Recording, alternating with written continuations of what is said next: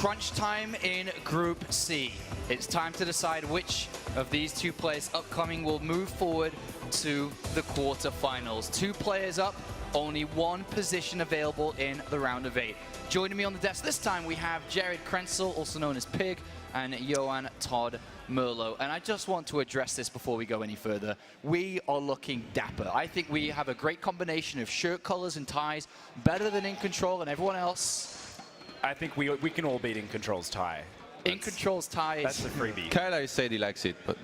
Clark, oh come on. Roddy is close to us, but not quite the same, but I do think we look great up here, so thank you for joining me and making me look as good as you do look as well.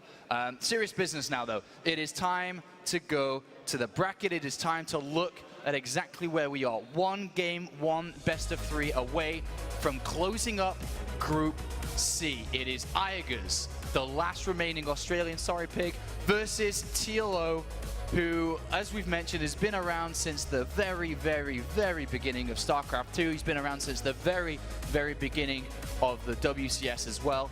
And he has to step it up to prove to everybody that he's good enough to beat iaguz, and he has to prove to iaguz as well, because iaguz has already called him out, saying, no, I'm better than you.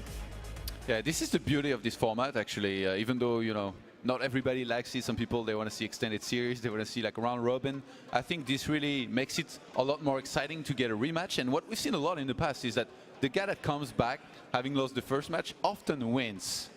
But so, it's not really been applied in the recent matches that we've seen with Marine Lord against Firecake, for example. You know, he had originally beat him, then he beat him again.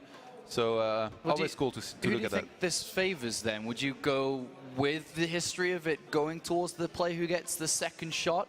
TLO said he's feeling comfortable because everyone's like, all right, he can't beat him. And stress was relieved. What do you think? I think you've got to look at each pair of players individually, and when you've got the wealth of experience that TLO does, you definitely have the tools required to break down your opponent's style. You've got a night to study, and you can really adjust and adapt. And what we've seen from iaguz so far has been 2 identical opening build orders. Builds which were open to certain weaknesses. There are certain timings and styles which could take advantage of that. I think it's going to be up to, if iaguz doesn't change things up, I think TLO is going to come in there very well prepared, and it definitely will favor him in the rematch. Pig doesn't want iaguz to do better than him, I think.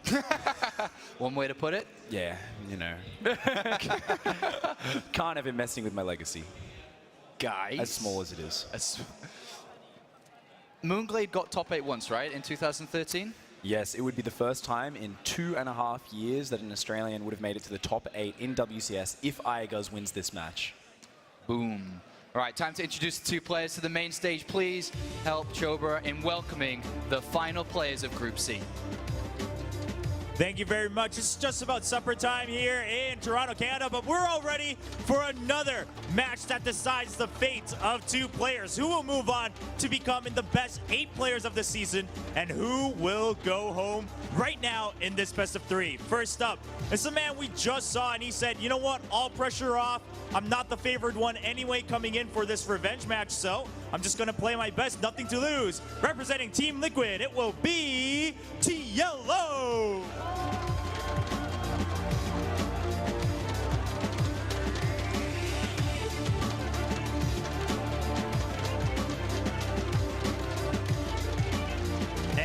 His opponent, the true player who said, I've got nothing to lose. I got as far as I wanted to. I'm just playing my best, and also said, if it came down to mechanics, I knew I would win.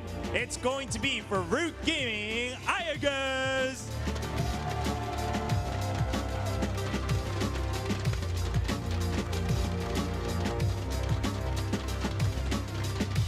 It's going to be an adrenaline-packed rematch between these 2 players. The players shake each other's hands, stare each other down, enter your booths, and get ready for the final match of Group C.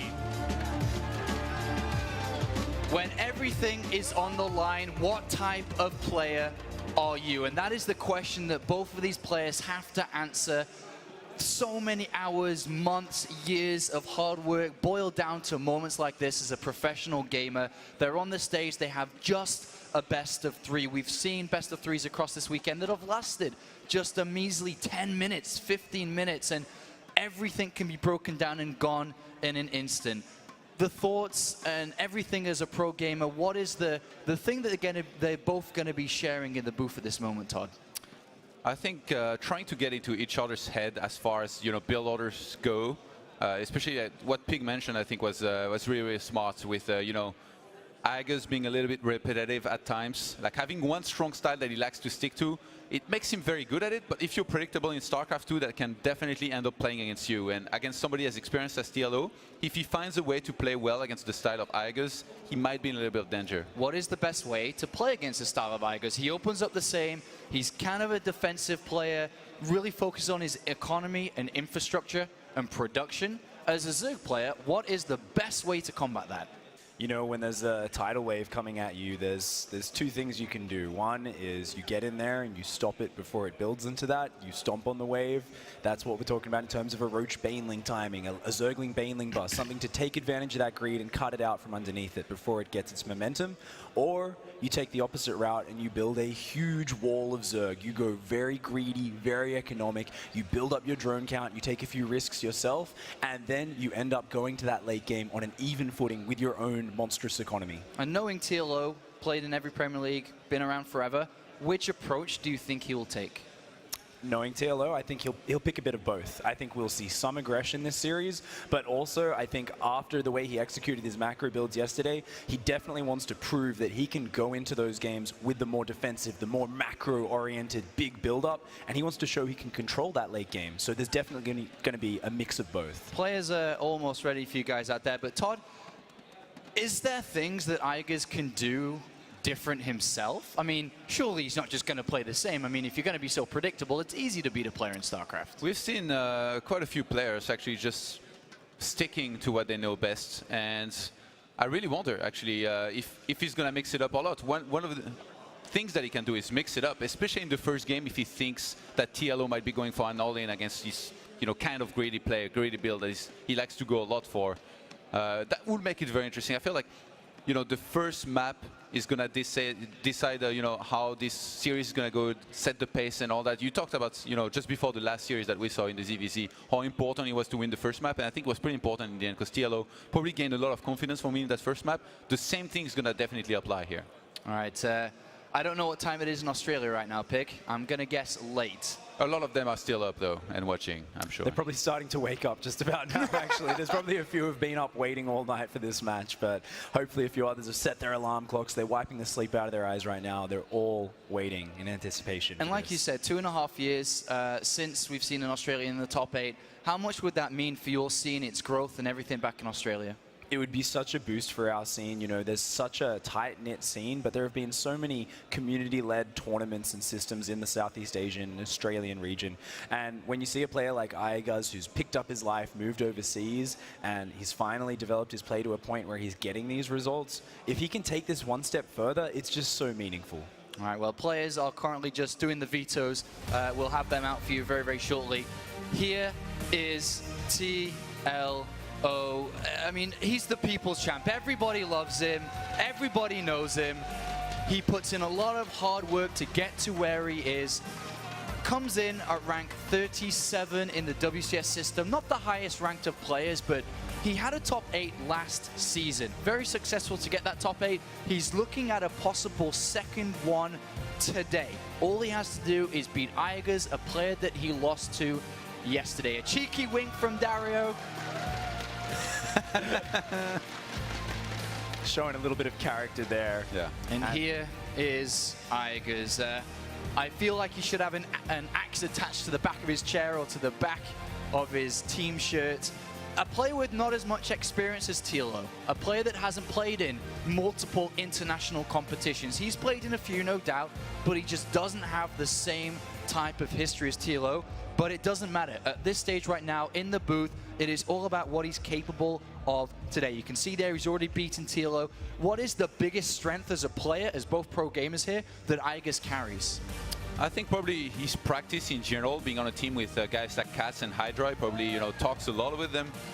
Most likely plays a bunch with them as well, and we've seen how good Hydra is as well, in terms of Shishok. The same thing kind of applies to TLO with having Bunny on his team, but I really feel like the Root team they are very, very close together. So I'm assuming he talks a lot with Hydra, and that's definitely going to be one of the things that's going to help him here. All right, well, here is the map pool. iaguz has chosen Coda first, TLO, Expedition Lost, and Echo Pig.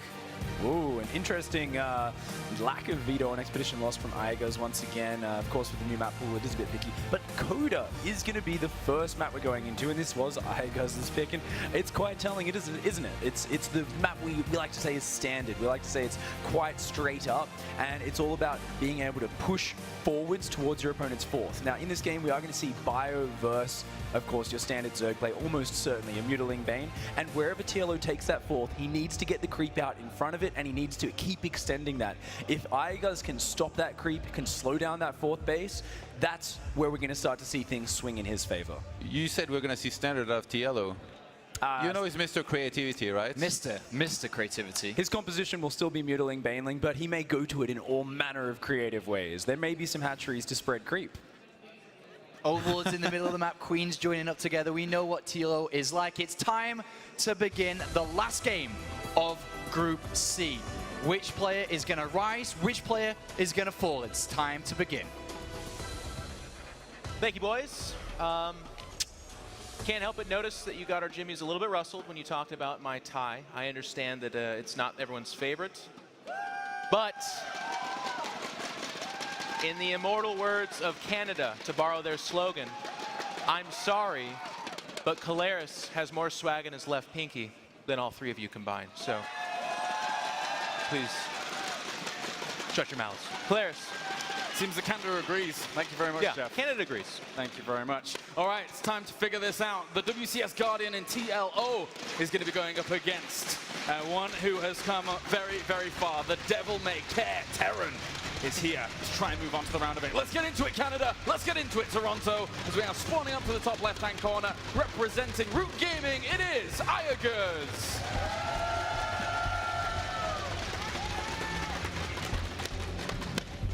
Down to the bottom right-hand corner. That's our Blue Zerg representing Team Liquid. It is TLO. And like everyone playing today, so much on the line for iaguz. He is the last Australian standing here.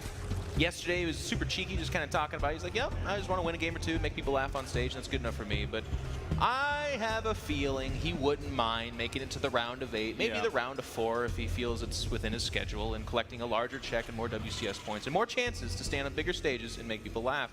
On the flip side, you can feel the tension with TLO, the people's champ, the guy that he just works so hard. He talks so much about the steps. I mean, he told people that he bought extra leg room on his flight over here to be more well rested for this match, or these matches, excuse me. I mean, if that's not dedication and like attention to detail, then it's just smart flying. But it's one of the two. I'm not sure which. Yeah, and while we had to cast our Marine Lord versus Firecake in the previous game, I feel that this series is going to play out a little bit more differently. If you compare the two Terrans, Marine Lord was the bulwark. He was going to lock down. He was going to power on to the very end of the game. For me, iaguz is the parry and riposte kind of guy. He's the buckler and then into the spear. He will deflect your attacks, make sure his economy is in check, and then jab, stab right through the heart of you and keep the aggression going. I totally know everything you just said. I speak Portuguese myself as well.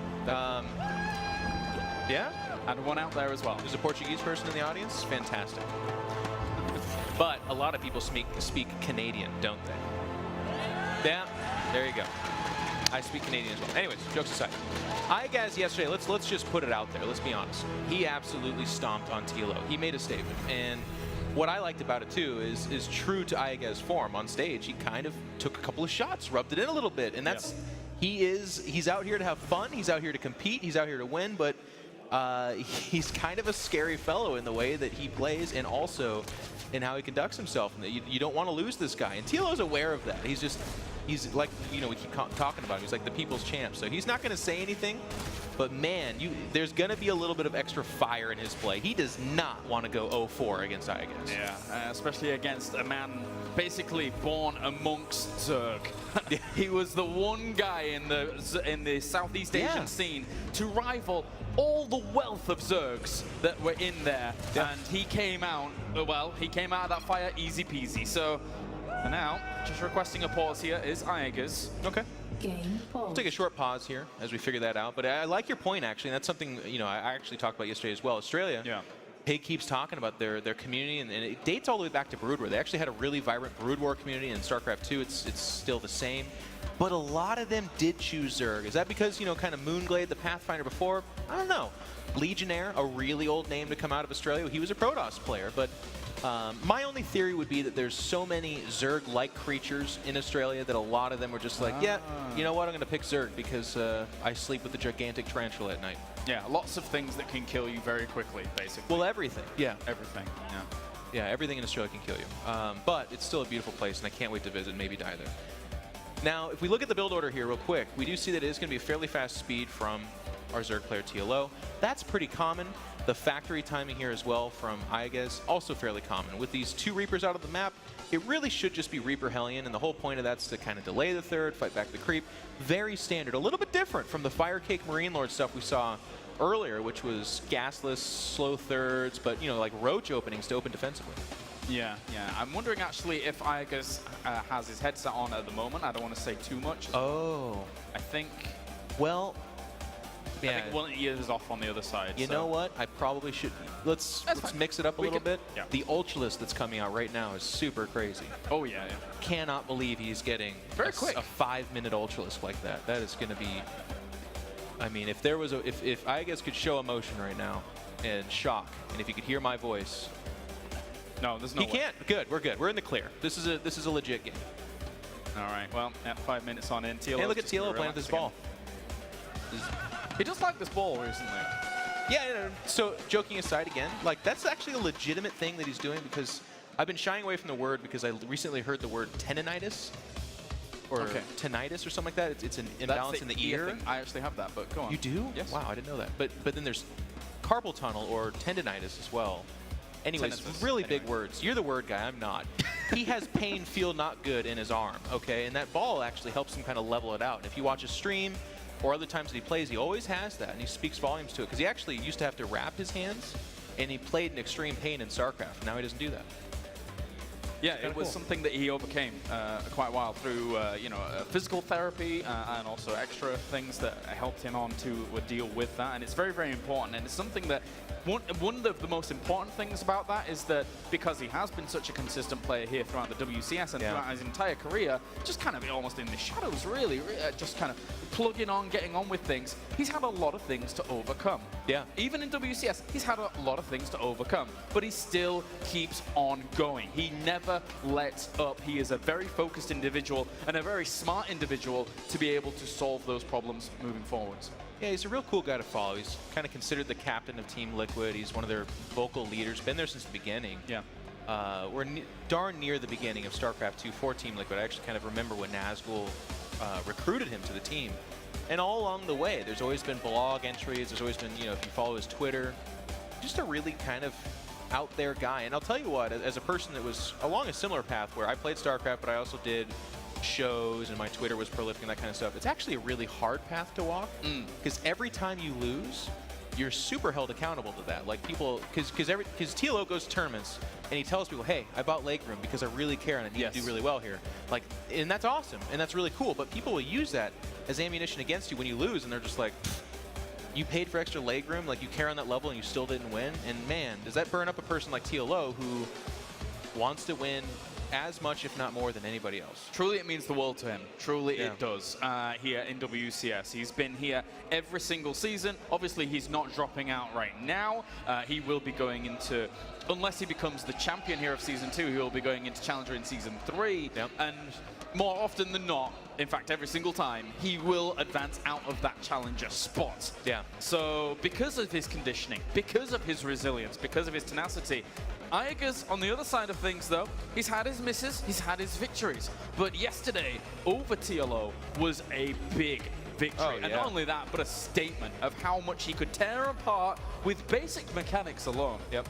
And it was a good, I would say, well, yeah, it was a beatdown, to be honest with you. It was a strong showing. But then that on the flip side of that, does now TLO change things up? I'm seeing that we're almost ready to go into game. iaguz is just testing a few things out, but TLO surely can't play as passively as he did in the previous series, right? It's interesting, Claire's, because you and I, we just got done casting that great Marine Lord series with Yeah. Firecake, and it was like, we talked about that. We talked about if you lose a series prior to, you don't really want to do the same thing because it's kind of proven that's not going to work. Where I think that's slightly different here for TLO. TLO himself said this to Todd. Todd went up and asked him about the games after his loss. And he very clearly said, no, I played like absolute crap. That was not my level of play at all. And I think that's where it becomes a little bit different in this case, where it's like, if you can identify you played really, really poorly, then you can say, all right, well, I'm going to go back into what works, and I'm just going to execute on a level that's obviously where I want it to be. All right, back into the game then, as these Reapers trying to do a little bit. I think one of them may have died off up towards the main as he jumped in straight into Zergling, so a little bit thrown off maybe by that pause. Just correcting his keyboard. It's not the biggest of deal losing one of those Reapers, but it does deny a little bit of momentum from the Hellions to follow up with only 2 Reapers alive. 10 more Zerglings about to come out. Speed did finish. I don't think he had any Zerglings out to begin with, so I don't think that's a super rare number. I mean, if you look at this map again, it's a bit of a stretch to get to that third base, and you're going to want to spread your creep down there, but more probably usefully, you're going to try to use speedlings to surround the Hellions and the Reaper, and especially with that one Reaper dying, as you pointed out, it becomes more feasible to get that surround. We're going to see that here. TLO's going to try to go for it. He's wrapping around here with the back flanking force coming in. Pretty good micro from iaguz, though, not losing anything until that Hellion right there. Another Reaper is joining the force right now, and actually these Reapers, with that speed from the Zerglings, makes for easy pickings. Oh, it just barely doesn't make it up there. Tried to get up the cliff, but unfortunately the last claw at his ankle was all it took, and now you can micro this out, but those 10 Zerglings for 2 Reapers and basically 2 Hellions, it's a pretty darn good trade. Run away!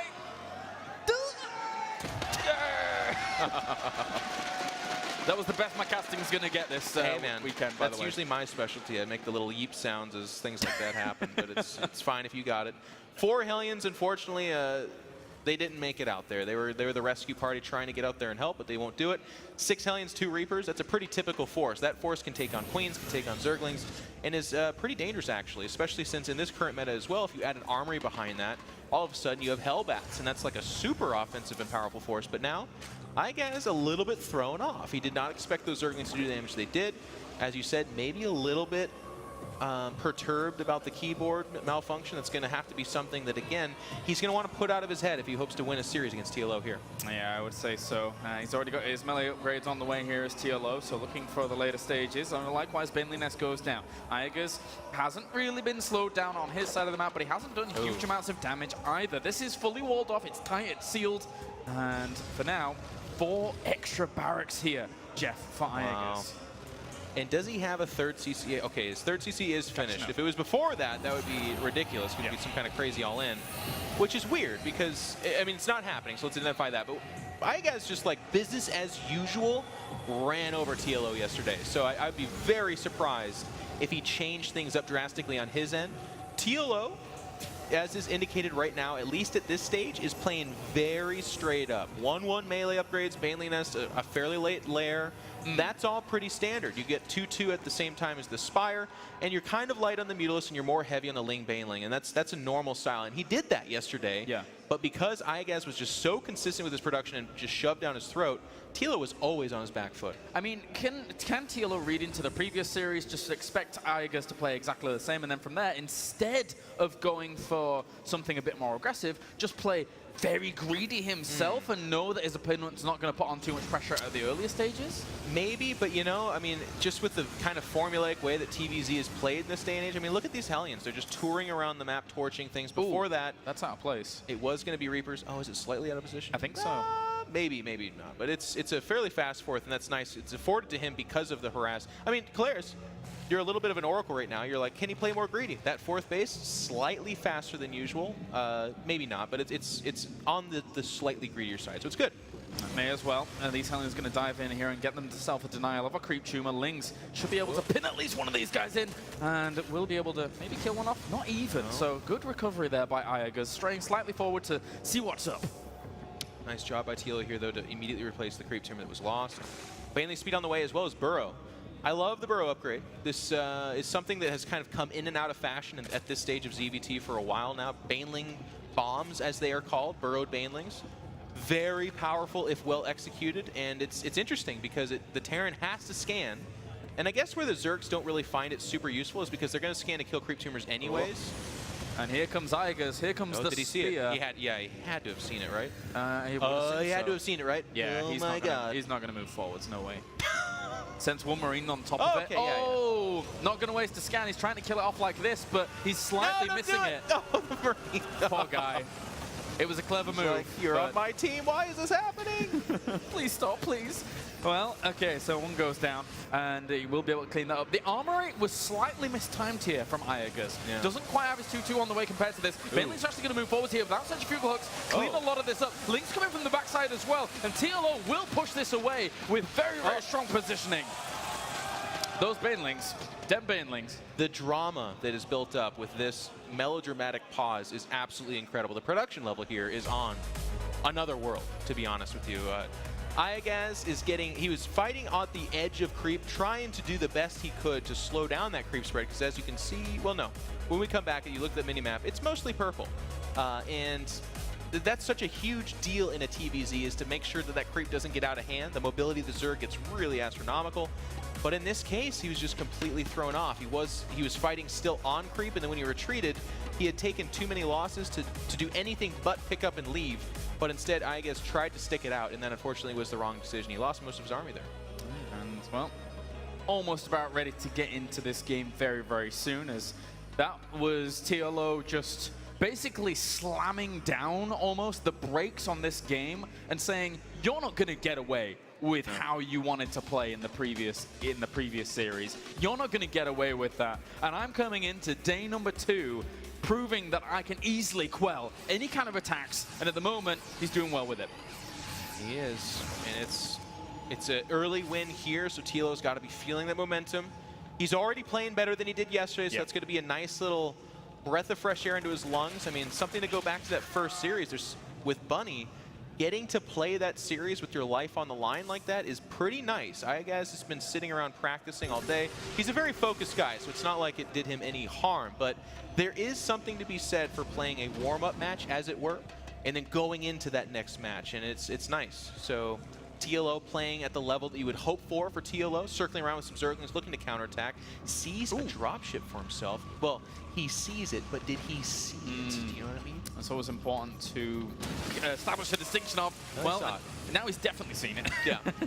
That was the poor Marine that was queued up to drop on that Baneling. Gosh, yeah. what a terrible job. But Milos are actually going to come out here, and they're going to grab that medevac. They'd love to get it in transit, but if he wants to sit there, it's all the same. There's more than enough Milos here. 4th base up and ready to go, and yep, the drop will be found. Actually, that's another drop. There's just Milos on that side of the map as well, which is kind of strange. Yeah, iaguz instead of taking the spear straight through the middle route, he's going to take the dagger fight route. He's going to go from left to right with those drops, trying to just stab at his opponent slowly, realizing that after that first initial attack through the middle didn't work, it's going to be a bit more harder than the previous games that they played. You can feel it. I mean, look around. Yeah. The creep is just mid-map. It's all over the place. TLO is on top of both of those drops. They get no damage done. In fact, iaguz is standing to lose this medevac if he's not careful. He should.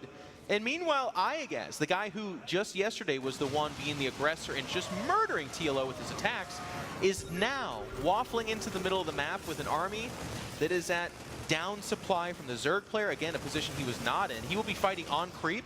This looks really bad for iaguz. 2-2 not done just yet. If he could time it up, if he could delay the attack until that point, and then it would be great. But TLO is going to be going for a huge maneuver here towards his opponent's base. Technically, he could have used this for a flank counter, but he's going to use it as the counter attack. I really don't like this.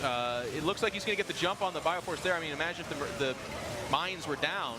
He gets that. He knows there's a wall up to the natural. Will the wall actually go up? It doesn't look like it. iaguz is coming home, so it ends up being okay-ish.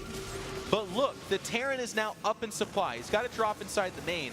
I actually feel like the army that just stopped the 5th base from going down could have continued on into the natural, but it decided to come home to play it safe. The decision to counterattack here was a kind of an all or nothing one. If there was nothing at home, it works out okay, but every Terran worth their salt has a pretty big production swing, and I feel like that counterattack always runs into it. And Banelings will be able to clean that up along with the Zerglings as well here. He started his +3 weapons behind this as iaguz, and he has found that base out of the bottom left-hand corner, which he kind of knew it was there anyway. Marine versus Queen. Not the easiest. The other Queen didn't see fit to help in the fight, but did transfuse. I like that. That's really honorable on TLO's side. Very nice. Yeah, very kind. Now, iaguz in the same position, so he's done a pretty good job of pushing back this creep a little bit, but each fight is still on creep. That's the downside to this. He has not afforded himself the time to be able to kill the creep, back off, remass, and then go forward. So he's going to find the creep. The Banelings are just coming in. He's not really moving. There's no micro here, so those Banelings are getting huge connections. And the Terran force that was once there is absolutely gone. You have to take my word for it. It was there. Too many Lings there as well. Not that many more Banelings, but because there were the Lings there, the Marines couldn't do anything about the Mutalisks. And not many Mutalisks being able to survive in this situation is pretty bad. Don't know where you're going, Queens. Try and keep yourself alive, but I'm probably not going to work on out. As here comes the Lings to the right-hand side here. And now this army is under a lot of threat. There's a Widow Mine underneath this, but wait, couldn't even do much at all against this. Triggered Widow Mine. TLO is absolutely destroying iaguz at this point, and there is not much iaguz has left. iaguz, you're going to want to take a deep breath because it's going to be game number 2 here in a second. TLO has defended the attacks brilliantly and then pushed back with his own aggression, chomping at the bit to end this game. Oh, he buried one Baneling. All right. Well, no, that's 4. But it's Zerglings. Okay. So TLO, you're so cute. I love it. He was going to try. He was going to try to pull the Snoop, but it didn't work out, or even the Scarlet. And now we see those Mutalisks still giving themselves a medevac. Anything that they can get here is brilliant. I mean, TLO, he's up 40 or 50 supply. The important thing is that behind this, he's got 4 bases securely mining this entire time. Is iaguz completely dead? No. He can claw his way back into this. We saw Terran and Marine Lord earlier on take huge losses and then slow the game down and try to get back into it. That was Mech versus, you know, Zerg. This is a fast-paced Ling Baneling Muta style. It's going to be harder to do, but he's got to find a way. And with the Mutalisks being on his side of the map, who really just putting on a lot of pressure, getting themselves a command center. Big pickups here for TLO, as he will keep the fight on his opponent's side of the map and just allow him to do whatever he wants. Ultimate's Cavern's on the way. Here comes the flow of Lings again. There's not enough anti-air to even rival the Mutalisks. Never mind anything else, as these Lings will buffer for them and make it all the easier here for TLO to keep iaguz pinned down. iaguz is like, what's going on? Just yesterday I was making comments about how easy this was the longer it went, but here's TLO reinvigorated, calmed down. He took the night to kind of think on himself and came out showing a brilliant ZvZ, and now in just game number 1, he is dominating. Look at the production tab. He's got Hive Tech upgrades across the board. We're going to see Ultras here up here if iaguz decides to stick around for long enough. The creep is, again, just it's high tide right now. It's pushing up on that 4th base. Even if iaguz is able to build another command center and land it there, it's going to be at frothy shores with that Zerg creep. It's right there. I feel TLO feels so comfortable with this amount of Mutalisks he has available to him now, especially since there's no pressure on his side of the map. The command center goes down. That was the one from the main that was flying over to establish himself even more economy, and it's not going to work. And he's going to get himself a star port as well. There's hardly any medevacs out anyway. Never mind the fact that he's limited that production. This is playing out beautifully for our German Zerg. Yeah, and iaguz is unfortunately kind of just doing what he can to drag this on. This would be the time to kind of iron out the mechanics, come to grips with losing game 1, but at the same time be like, all right, calm down, get over it. Let's think about what I need to do differently for the next game. And of course, he's playing on the biggest stage in elimination match too. So if you have a chance, you're gonna hang on to it. It is a 190 supply Terran. If you can take an amazing fight here, he could do something. He's picking off a couple of Banelings. Here comes the Force, a couple of Ultras, and the Zerglings going for this round. No real Banelings here, however. Nice kite back on the left flank, but the Mutas are just doing so much damage, Claire's. Yeah, those Ultras tanking quite a lot. He will have to pull back for now. Those Widow Mines at the back got all right connections, and now, oh, Banelings just burrowed. 2 Banelings just burrowed there. That would be a nice Baneling bomb, and it looks like he's gonna, the scan. Good job there by iaguz. The ever so diligent iaguz, yeah, but there's no answer for the Ultras. You need Marauders for those guys, or overwhelming force. He has neither. Trader Widow Mines again. Milo's coming in, and they're going to try to clean up the skies, get all the medevacs. There's just one, but TLO's a greedy man. Wants everything dead, pushes forward. The Thor's going to try to get rescued, perhaps. Nah, everything will die. G is called out, and TLO is going to take the first game in dominant fashion. Well done. Looking for revenge at the moment, and he gets it in game number 1, but can he continue that throughout the whole series? As you see, iaguz there contemplating that game, and he knows that even from that small push out through the middle of the map, at the very first starting stages of that game, it wasn't really going well for him. Normally, in the previous series, he would have had the momentum there, but TLO was gonna deny that. And the thing is that with TLO's results from the round of 32, being able to defeat the defending champion in Pult, obviously he needs to get the revenge here. He needs to move forward into the round of 8. Well, that's the amazing thing about this format. When TLO lost, he was always going to have another life to give. And today, because of the dominant fashion that Lilbo beat iaguz, they're both in the same boat, despite the fact that iaguz just yesterday beat TLO again. Clean 2-0, very strong. All of a sudden, he's 0-1 against the guy that he put down in the loser side of the bracket. And he's like, wait a second, I thought this was going to be easy peasy. It's such a mental tug-of-war back and forth. I really, really enjoy this format. And I'm wondering if iaguz, of course he has this like, he doesn't really care too much attitude, but maybe he came into this complacent a little bit. Okay, well, no. I mean, as a gentleman who has faced him many a time in the ladder and perhaps felt the salty sodium of him pour down upon my body a few times, he cares. He absolutely cares. What I like about him is that he convinces himself on some level that he's calm and that he's achieved what he wants to, but he does care. And I don't think it's nerves. I really don't. I think TLO is playing at the higher level that he should have yesterday. I don't necessarily think that when TLO plays at his best, he's just absolutely going to dominate iaguz. I think it's a little bit of the other way around as well. I think iaguz got thrown off. Losing the Reaper and the couple of Hellions earlier on meant that he didn't have map control, but rather than change up what he was going to do, he was committed to this style that's pretty dependent on delaying or denying a 4th base and slowing down even the 3rd. And when none of those things happened, all of a sudden the creep spread, the Ling Baneling, that all became a big issue for him. And not that he necessarily needed to like switch into mech the second he loses a Reaper. I think that's a little bit of a vulgar response, but maybe go for a Doom drop or something different. Okay, yeah, just try and kind of turn the tides in his favor is what he kind of needed to do. But well, we'll be getting into game number 2 soon. It will be Expedition loss as previously shown, and between iaguz and TLO, if TLO is able to get the 2-0 swing over iaguz here in the second series, I think that would probably do a lot to his confidence here. Oh, yeah. After being down and out in the first day against iaguz, coming into the second day, completely flipping it on its head. Well, Kalaris, it's not even a 2-0 swing, it would be a 4-0 swing. He absolutely dominated IA, and that too does something for his confidence. You know, IA is no slouch. There are other Zergs in this tournament, and if he's gonna, there's a chance, should he close this out with iaguz, that he's gonna face either a Terran or a Zerg.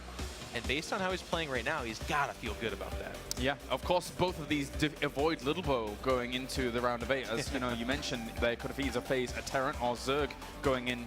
But now, one of these will advance on to the round of 8 here at the World Championship Series. It's iaguz versus TLO game number 2. Let's get into it. Expedition lost. Spawning to the bottom left. It is our blue Zerg representing Team Liquid. It is TLO.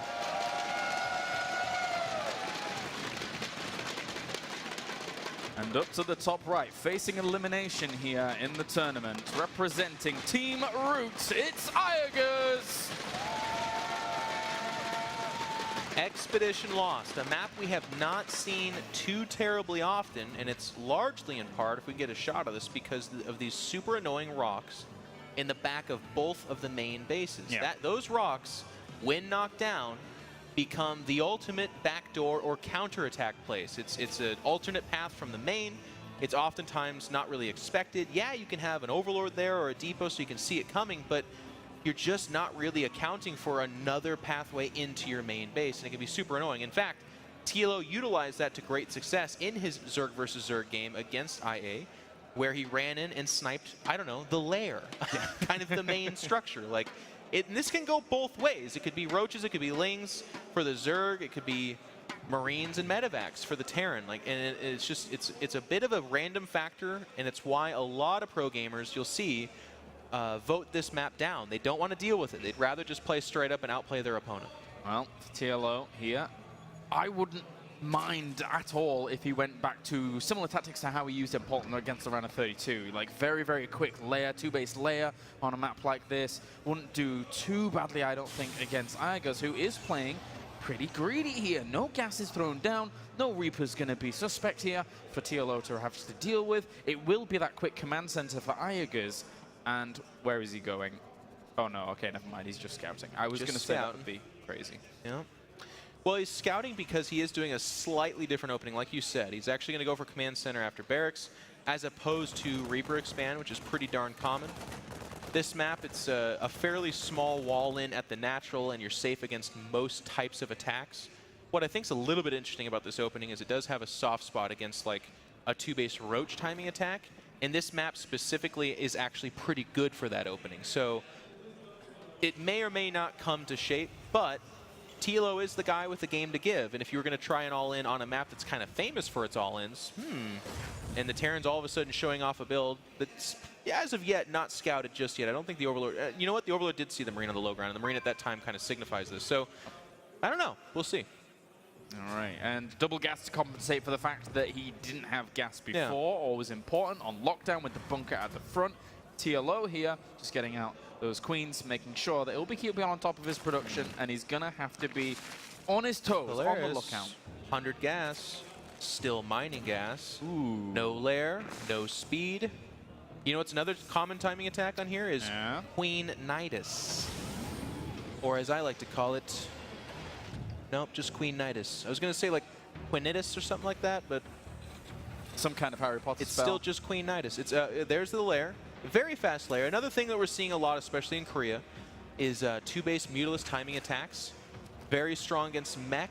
I don't think we'll see mech here from iaguz, but it can also catch even bioplay off guard as well. If something like that were to happen, there is a Marine on patrol, or at least I thought it was in patrol in the main base there. You know what? So that could thwart those efforts. Yeah, it could, but you actually drop it below the rocks, the Nidus Worm. Now, how many queens is he up to? This is actually, he's at 3. The Overlord's on the move up towards the top, but he's taking even more gases here. I'm wondering if this is going to be the go-to of the what I was expecting, like to be very fast mutalisks. You're right. I think you're right. I'm a little bit sad. With this speed upgrade, the other 2 gases, and it's only 3 queens. There's no additional ones coming out. I don't think we're going to see anything super cheesy from TLO. This, for me, felt like one of the better directions for him to actually go down, with that Spire potentially coming out here very quickly. And it is very annoying here for a Terran to deal with so early on, because the thing is that those Mutalisks keep the, once again, we've said it many times, keeps him fight on the Terran side of the map, and it also pushes away the Hellions eventually if they really want to do anything. It does. It really does. Where I see it, I guess, backfire from time to time, and it's part of the reason, well, I mean, it's facing a Cloak Banshee opening, by the way, which is like, it couldn't be any better for TLO. Exactly. To finish my thought, though, if it gets scanned or shown off, the Terran just sits back, assuming they're not going Cloak Banshees, actually, by the way, which did get canceled right now, so you might have just scanned or seen it. And then they just mass up Marines. I think that might have come from seeing the lack of a 3rd base. If he's on 2 base, not really doing anything, what else is he going to actually be doing? It's TLO trying to get on in there. Good block with the Zerglings, but I still think he understands what is going on. These Lings are still slow. There's just 2 queens there. There's not anything indicating something super crazy, and usually that means that it is going to be fast fire. So I do believe the savvy player that is iaguz knows what he's facing. And let's keep in mind, ladies and gentlemen, there's the scan to confirm if you didn't know. This is elimination time for iaguz. He's 1 game away. Even if he wins this, in either case, he's 1 game away from going home with a round of 16, which is great. But they talked about destiny at that desk. Pig, Moonglade. Round of 8 is where Australians really they have gone to, and that's sacred territory, and it's been 2.5 years. iaguz would love to reach up and be one of those guys mentioned in such high regard. I like it. The furthest land the Australians have got to is the round of 8, and let's face it, it's pretty far away from where they are usually situated in Australia. But the interesting thing is that TLO chooses this build, as we said, the one he beat the defending champion with very well in the round of 32 to claim his position potentially in the round of 8. And it's an annoying one to deal with for iaguz. He is trying to lock down. Look at that, 3 missile turrets finishing at just the right time. Did he actually add on 2 Baneling nests? He needs to cancel one of those. You do not need 2 Baneling nests, in fact. That is correct. make a backup one later. Unknowingly getting in just before this missile turret finishes. It's not the biggest of deals because that missile turret's just protecting the production line. It's a pretty big deal, though. There's not a lot of Marines here, and they don't have stim. They'll have stim in a couple of seconds. But it's just going to delay the starport with that. And here's what you're talking about, Claire. This is really annoying. It's not shut it down, game over type of damage, but it's allowing TLO to saturate his third behind this. It's also important to reflect upon the fact that iaguz can't take a third at this time because he's building missile turrets, he's defending at home, he's worried about securing his first 2 bases. He doesn't know if there's 65 Zerglings and 30 Banelings out there. He has no idea, and if there is, he's in a lot of trouble. All right, well, we just had now an extra evolution chamber thrown down here for TLO, so going to go completely ham on upgrades, and as long as he's keeping the fight over here, he is fine. And to see the attempt at taking a third, it will be escorted eventually by Marines to go over there because those Mutalisks, as much as they do keep the fight over there, they don't really do too well against those Marines, so that third wall should be okay.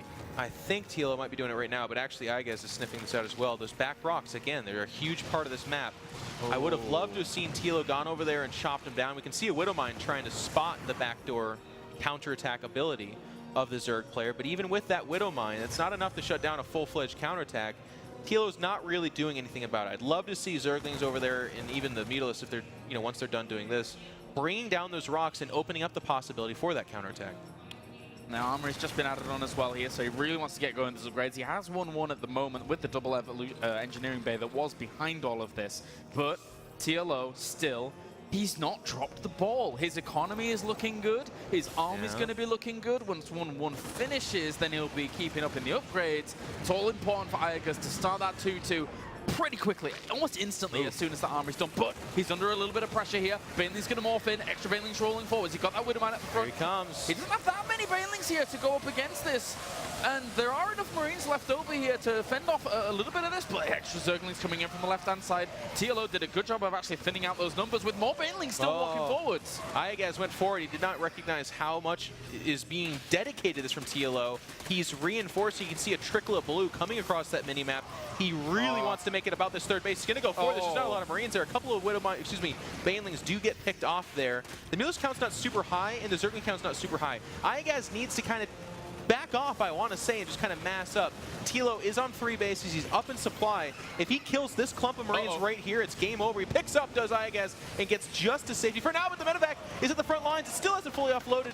It was getting targeted down, but it will back away, offloading most of the Marines. Got to be really, really careful. This is almost complete reverse of what we saw there in day number 1, and TLO has chased him back to the production. He's chasing back to the mineral lines. Going down. He's on top of this line, and it might be do or die here for iaguz. He has to hold on. Widowmine gets a little bit of damage all the done, SCVs. but he's lost 18. You're right, Jeff. Tries to drop some mules, try to get his economy in check, but here come more Lings. There's very few Marines left over here, and they're just being traded off for. And the People's Champ sees destiny within reach. He is plowed for. There's no bunker. There's just the Marines coming off the barracks, and now this third's completely exposed. TLO is going to be efficient. He's going to go over here, clean that up, maybe even get the orbital for himself. iaguz has to sit back at home and watch. There is nothing he can do about this. This is a dead orbital. He's going to come forward, but I think that's suicide. There's just too much force there. He's trying to distract TLO, but it's just simply not enough. The orbital is dead. 60 supply advantage. TLO is going to go for it. A Guardian of WCS here is currently reigning supreme as he can constantly push back iaguz, denying him that position in the round of 8. TLO, he got to the round of 8 in Season 1.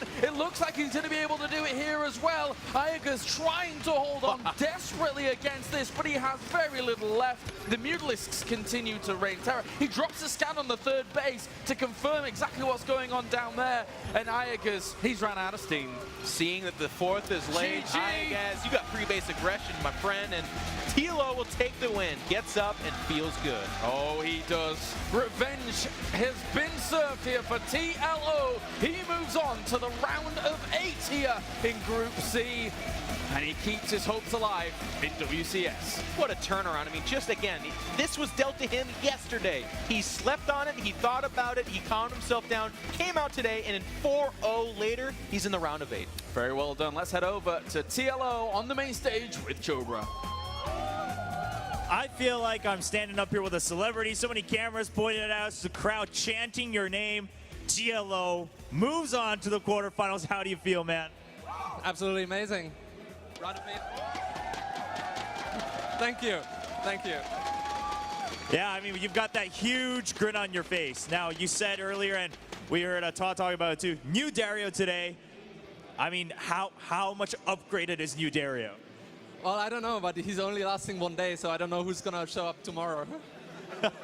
All right, keeping it a little bit suspenseful going up tomorrow. But let's talk a little bit about new Dario. I mean, you said, of course, you had the night to rest, and then you have a little less pressure coming in, especially to this rematch. But overall, I mean, just looking at your games yesterday and today, I think you would agree, you looked a lot crisper, not just about your build choices or whatnot, but your micro itself, your action choices also. Was it just a difference in focus level, or what really made the big difference there for you? Yeah, it was just a different emotional state. I felt really bad yesterday. I was worried about a lot of random things in my life. But then I talked to 2 people very close to me and got everything out. And that helped me a lot to feel focused today and, you know, let everything behind and believe in myself again. Sounds great. Sounds great. Yeah, crowd, just give him another big round of applause. Now, TLO, you've been around since the beginning of WCS. You've been here every time. In some ways, it's a bit of a regular appearance for you. I mean, you're like, WCS, here I go again. Another season, another TLO game. But moving on to the quarterfinals here in Season 2 of 2015, what does that mean for you? It means that I'm going to have to make round of 4, because that's how humans are. We get something and then we want more. All right, well, it's so good to hear that your hunger doesn't stop to go forward, maybe even towards that championship here in the Season 2 finals of WCS. Congratulations, TLO. A good recovery in group seeding, finds himself in the quarterfinals to fight tomorrow for Championship Sunday. Joining me on the desk this time, someone a little bit different. David Kim is back once again up here with Pig as well. And we're going to talk a little bit about StarCraft and that matchup and a little bit about Legacy as well. First of all, impressive performances from TLO and a big difference from yesterday coming into today, Pig. Oh, yeah. TLO came in there so well prepared. You could see just everything being a little bit crisper for him. The creep spread, so fantastic in that first game. iaguz being forced to attack deep into it. So many great flanks from TLO. He really just showed he's that new Dario he keeps mentioning. Let's hope he can be like that tomorrow, right? Oh, yeah. Let's hope so. Round of 8, very important for him. But let's talk a little bit about Terran versus Zerg. And please feel free to jump in at any time, Pig. You have the opportunity. David Kim is up here, and he has to answer to anything you say. The moment's come. The moment has come finally. Okay, so David, Terran versus Zerg. One of the biggest matchups in StarCraft history, one of the most popular matchups in StarCraft history, back in Brood War and in StarCraft 2 today. Let's talk a little bit about that first before going over to Legacy. What is it about this matchup that makes it such a popular one? So I think it's the fact that both sides have a lot of small units that they play with, and they're both fast-moving, especially with Stim Pack or Medevac Speed Boost, things like that. And because everything is so low health but fast and large in numbers, and a lot of these units have they can actually turn the game at different moments depending on how they're used, and I think that's what makes TVZ kind of unique compared to the other matchups and more exciting in some ways. Do you think that, I mean, do you think about this matchup and kind of hope to push the other matchups and races in a similar direction, but at the same time keeping it unique? Is this something you think about? So I think the goal for us is we want each matchup to be kind of unique, but still fun in different ways. So I think like thinking about how the 3 different mirror matchups work, I think is a good example because they're so different. Like the TVTs are more position dependent. It's more prone to going to longer games and so on. And then ZvZ is so timing dependent. Anything can happen at any time and the game can be over at any moment. PvP we feel like is more about the build order choices and how they play out early and mid games kind of define how the late game goes for the both sides. So I think we want each matchup to be kind of unique, and that's what's cool about StarCraft, I think. Pig, you got anything to hear before we look at Legacy? Oh, I'm just excited to talk about Legacy, to be honest. I'd love to dive straight into that. Okay, so Terran versus Zerg in Legacy will play out differently. You've got the addition of the Lurker, you've got the addition of the Ravager. How do you see it playing out? So not just the 2 units alone, but I think when we watched the 2 games just now. There was heavy Mutalisk play. Yeah. And I think one of the new units on the Terran side, the Liberator, I think could have done a lot in that type of situation. But on the flip side, Zerg has more tools too, such as the buffed Ultralisk or the Lurkers that you just mentioned. So I'm kind of excited to see what happens, but we would like to keep the core of what we just saw, which is just constant action throughout the course of the whole game. Which is what makes TVZ kind of more exciting. So we're going to have a combination of Medivacs and Liberators. And then what is the best way to deal with Lurkers too? Because Lurkers definitely right now, everyone's talking about them. They are very strong. What is the best way for Terran to approach that if that's another element they have to consider with the Mutalisks, with the Banelings, with maybe support Ravagers?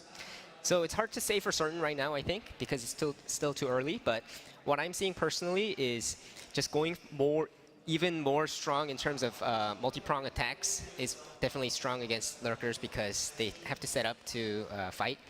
And on top of that, I think the new Liberator's ability or the existing siege tanks, things like that, will help a lot too. Pig?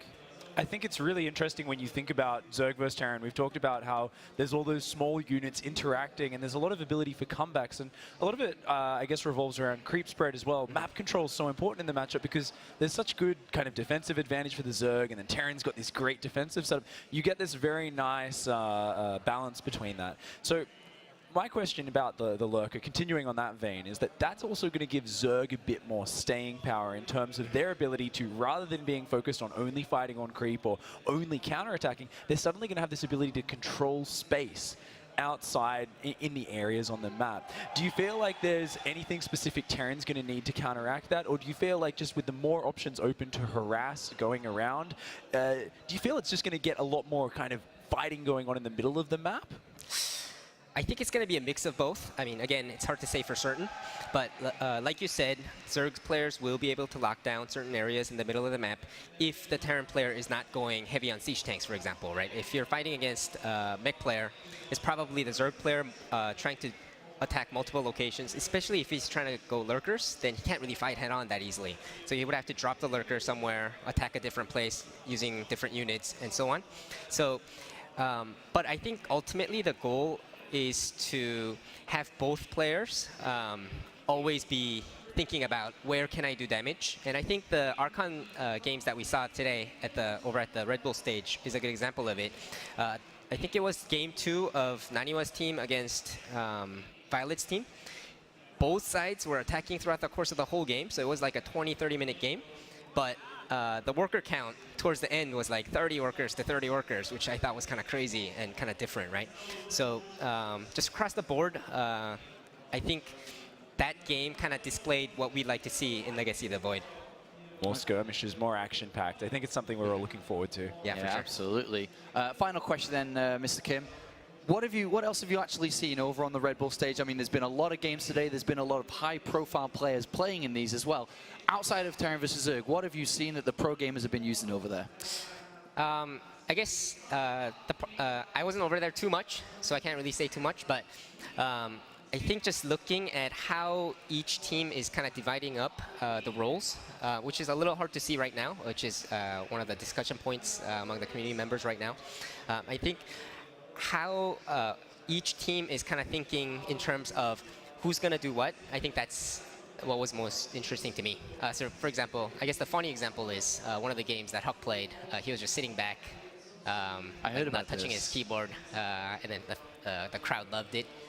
I guess that's not the most optimal way to play, but Probably not, but it's going to be fun to see, especially with the finals coming on to the main stage tomorrow. We will have the Red Bull Archon Tournament finals right before the WCS Grand Finals, and we're all going to have 2 excellent teams playing, so it'll be good to watch out and see how that plays. Thank you very much, David, for joining us. We have now finished with Group C. We are moving forward to Group D. We have 3 Zerg players looking to find their way to the round of 8. This is going to be an interesting one. Don't go anywhere. When we come back, Group D continues.